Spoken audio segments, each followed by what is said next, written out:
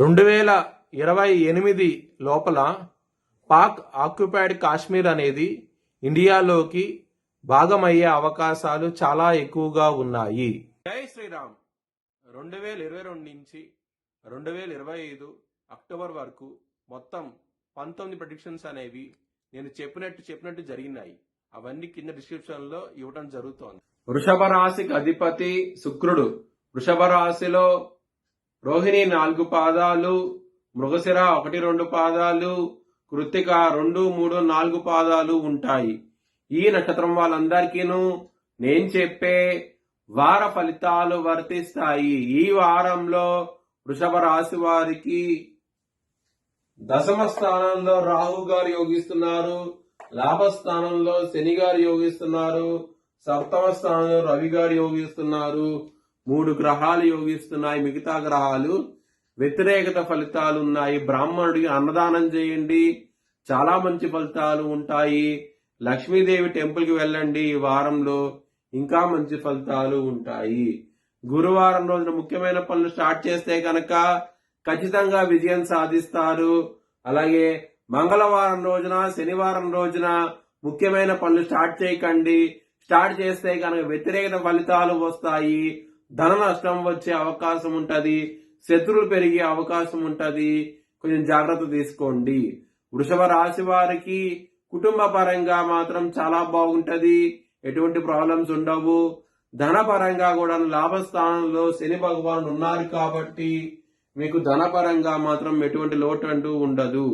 ఇక్కడ గురువు గారు 5వ తారీఖు నుంచి ఆయన మిథున రాశి అంటే కుటుంబ స్థానానికి రావటం మూలంగా 5వ తారీఖు వరకు మాత్రమే మీకు కుటుంబ పరంగా ప్రాబ్లమ్స్ ఉంటాయి. 5వ తారీఖు తర్వాత నుంచి మాత్రం కుటుంబ పరంగా ఎటువంటి ప్రాబ్లమ్స్ ఉండవు. చాలా చాలా మంచి ఫలితాలు ఉంటాయి. కుటుంబ సభ్యుల నుంచి ధనం కూడా రావడం జరుగుతుంది. చాలా చాలా సంతోషంగా అవుతే ఉంటారు. లవర్స్ కి మాత్రం చాలా చాలా అనుకూలంగా ఉంటది. ఈ వారం అనేది మీకు మీ లవర్ కి ప్రపోజ్ చేయండి, యాక్సెప్ట్ చేస్తారు. ఖచ్చితంగా మీరు ఆనందంగా అవుతే ఉంటారు. లవర్స్ కి మాత్రం చాలా అనుకూలంగా ఉన్నది ఈ వారం అనేది. హెల్త్ పరంగా చిన్నపాటి సమస్యలు తప్ప పెద్దపాటి సమస్యలు లేవు. మీకు చాలా సంతోషంగా అవుతే ఉంటారు. ఆరోగ్య పరంగా మాత్రం శత్రువులు అనేవాళ్ళు చాలా అధికంగా ఉన్నారు. ఇక్కడ 6వ స్థానంలో బుధుడున్నారు.